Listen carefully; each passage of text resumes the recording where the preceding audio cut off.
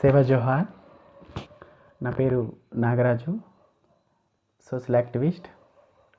ఈరోజు మీతో మాట్లాడాలని ఈ వీడియో చేయడం జరుగుతుంది. ఈరోజు మన టాపిక్ వచ్చేసి ఎస్టీ జాబితా నుంచి లంబాడీలను తీసివేయడం. ఇక్కడ నాకు అర్థం కాని విషయం ఏమిటంటే, మనం తెలంగాణ రాష్ట్రంలో ఈ వారం 10 రోజుల నుంచి ఈ న్యూస్ చక్కర్లు కొడుతుంది. ఆధార్ సొసైటీ 2017లో సుప్రీంకోర్టు మెట్లు ఎక్కినప్పటికీ అప్పుడు లేని గాబరా ఇప్పుడు ఎందుకు?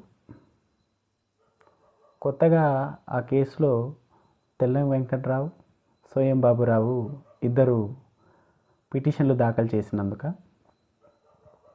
ఇక్కడ మనం ఆలోచించాల్సింది ఇంకో విషయం కూడా ఉంది. ఒక ప్రజాప్రతినిధి కేసులో కలిస్తే ఇంత రచ్చ చేస్తారా? అంటే ప్రజాప్రతినిధులకు వాళ్ళకంటూ కులం ఉండదంటారా? వాళ్ళ జాతికి వాళ్ళు సేవ చేయకూడదంటారా? నేటి రాజకీయాలు దేని మీద నడుస్తున్నాయి? కులము, మతము మీద కదా నడుస్తున్నాయి. అలా నడవకూడదని మనం అందరం అనుకుంటాం, కానీ నేటి పరిస్థితులు మాత్రం అలానే ఉన్నాయి. ఇక్కడ మిత్రులారా, మీకు ఇంకో విషయం చెప్పాలి. రాజకీయ పార్టీలు ఎవరు కూడా నోరు మెదపలేని పరిస్థితి. బీజేపీ కానీ, రాష్ట్రంలో అధికారంలో ఉన్న కాంగ్రెస్ కానీ ఎవరు కూడా నోరు మెదపట్లే. అందరూ సైలెంట్గా ఉన్నారు. ఎందుకు? గిరిజనులకి మేము ఎంతో మేలు చేస్తాము, నిత్యం గిరిజనుల కోసం కష్టపడతాము, గిరిజనుల అభివృద్ధి మా ధ్యేయం అని చెప్పుకునే లెఫ్ట్ పార్టీలు కూడా ఇక్కడ నోరు మూసుకొని ఉండడం విచిత్రాన్ని కలిగిస్తుంది. డిసెంబర్ 9 ప్రపంచ ఆదివాసీ దినోత్సవాన్ని మ్యాక్సిమం అన్ని రాజకీయ పార్టీలు నిర్వహించాయి. మరి ఈరోజు అదే ఆదివాసీలకి అన్యాయం జరుగుతుంటే ఏ ఒక్క రాజకీయ పార్టీ ఎందుకు నోరు మెదపడం లేదు? ఆలోచించాలి ఆదివాసీలందరూ. దీన్ని బట్టి మనకి ఏమర్థమవుతుంది? రాజకీయ పార్టీలు కేవలం ఓటు కోసం మాత్రమే చూస్తున్నాయి తప్పించి నిజమైన సమస్యని పరిష్కరిద్దామని చూడట్లేవు. నా ప్రియమైన ఆదివాసీ సోదరులారా, విద్యావంతులారా, మీరు బాగా గుర్తుపెట్టుకోవాలి. ఇప్పటివరకు మన ఏజెన్సీలో ఏ ఒక్క పని కూడా ఏ రాజకీయ పార్టీ చేయలేదు. ఏమన్నుంటే సంఘాలు మాత్రమే చేయడం తప్పించి ఎవరు కూడా చేయడం లేదు. ఏజెన్సీ అంటేనే ఆదివాసీలకి ఒక సపరేట్ భూభాగం, 5th షెడ్యూల్ ఏరియా రాజ్యాంగంలోనే పొందుపరచడం జరిగింది. అలాంటి ఆదివాసీలకి లంబాడీల వల్ల తీవ్రమైన నష్టం జరుగుతుందని తెలిసి అందరికీ తెలుసు. అన్ని రాజకీయ పార్టీల్లో ఉన్న వాళ్ళకి ప్రతి ఒక్కరికి తెలుసు, కేంద్రంలో కానీ రాష్ట్రంలో కానీ. అయినా ఎవరు నోరు మెదపట్లేరు.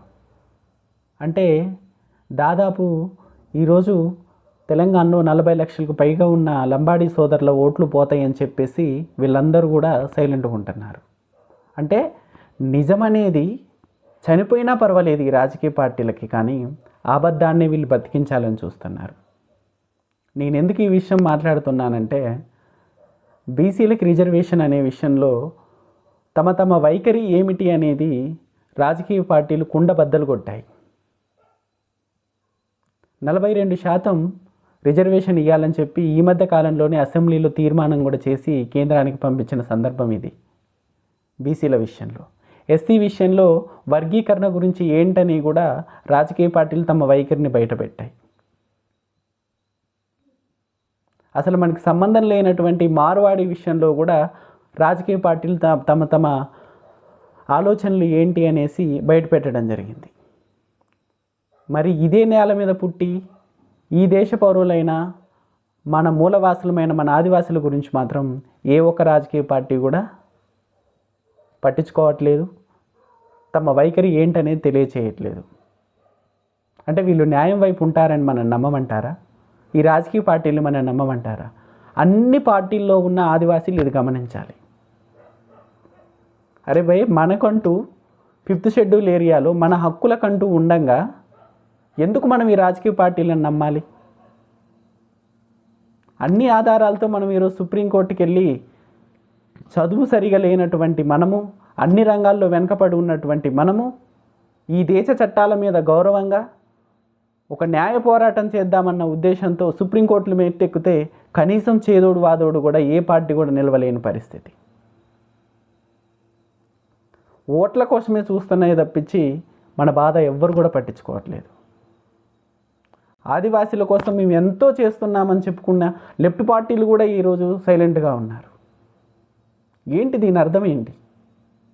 అంటే లంబాడ ఓట్లు పోతాయేనా? అలానే అనిపిస్తుంది. మరి ఏజెన్సీ ఏమైపోయినా పర్వాలేదు, 1/70 యాక్ట్ ఏమైపోయినా పర్వాలేదు, లంబాడీల వల్ల ఆదివాసులకి ఎంత అన్యాయం జరిగినా పర్వాలేదు, మా ఓట్లు మాత్రం మాకు ఉండాలి. ఎందుకు దీని గురించి ఫైట్ చేయట్లేదు? ఎందుకు చిన్న పేపర్ మీకు అంతా కూడా స్టేట్మెంట్ ఏ పార్టీ కూడా ఈరోజు విడుదల చేయలేదు? ఎందుకంటారు? ప్రజలారా ఆలోచించండి. పార్టీలతో మనకు ఒరిగేది ఏమీ లేదు. భారత రాజ్యాంగంలో మనకంటూ స్పష్టమైన అధికారాలు మనకు ఉన్నాయి, స్పష్టమైన చట్టాలు ఉన్నాయి. బిర్సా ముండా పోరాటం ద్వారా, కొమరం భీం పోరాటం ద్వారా మనకు ఆ చట్టాలు అనేటివి రావటం జరిగింది. జైపాల్ సింగ్ ముండా రాజ్యాంగంలో రాసేటప్పుడే అంబేద్కర్ చేత మనకు 5th 6th షెడ్యూల్ అనేది ఇప్పేయడం జరిగింది.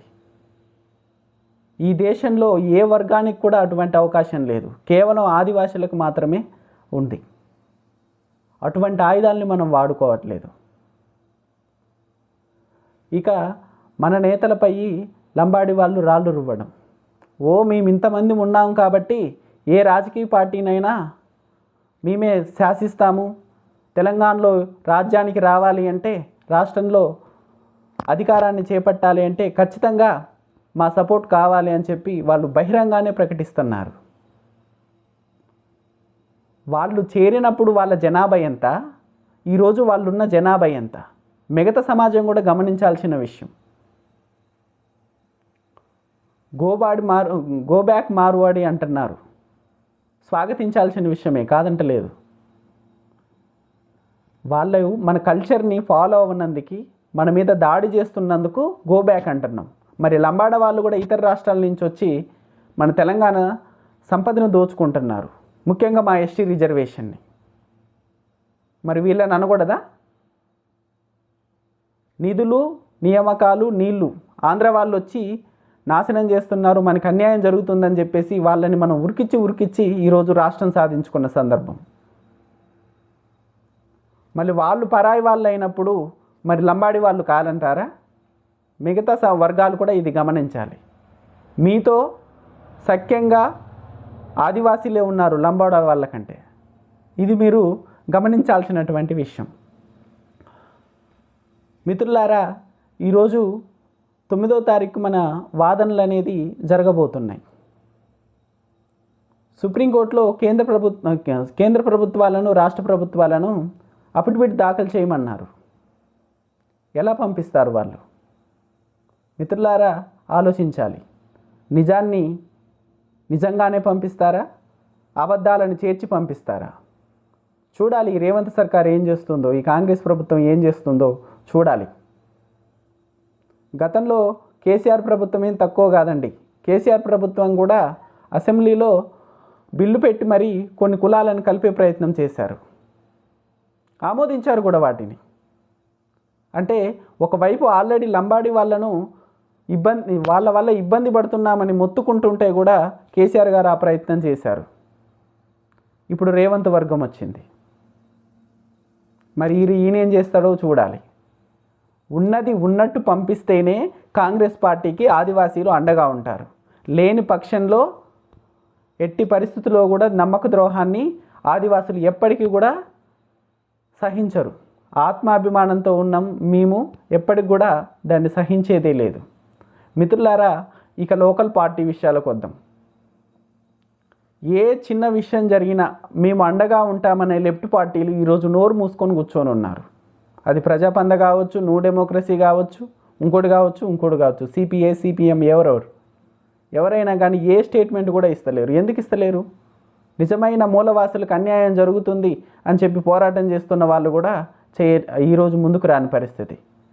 ఛత్తీస్గఢ్ బస్తర్లో ఏ విధంగానైతే సిపిఐ సిపిఎం మనకు అండగా నిలబడి పోరాటం చేస్తున్న, మరి తెలంగాణలో ఉన్న ఈ కార్యవర్గం ఏం చేస్తుంది?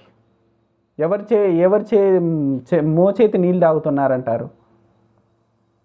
అక్కడ ఉన్నటువంటి నాయకత్వం ఎంతో పోరాటం చేస్తుంది, మరి ఇక్కడ ఉన్న నాయకత్వం ఏం చేస్తుంది అంటే రాష్ట్రానికి ఒక ఏజెండా మీరు తీసుకుంటున్నారా? నిజమైన ఆదివాసీలకి మీరు అండగా నిలబడరా? ఈ విషయాన్ని ఒకసారి ఆలోచించాలి. ఏ రాజకీయ పార్టీలు కూడా మనకు అండగా నిలబడడం లేదు, వాళ్ళ వల్ల మనకు ఒరిగేది ఏమీ లేదు. దయచేసి ఆలోచించగలరు. ధన్యవాదాలు. జై సేవ, జై జోహార్, జై ఆదివాసీ.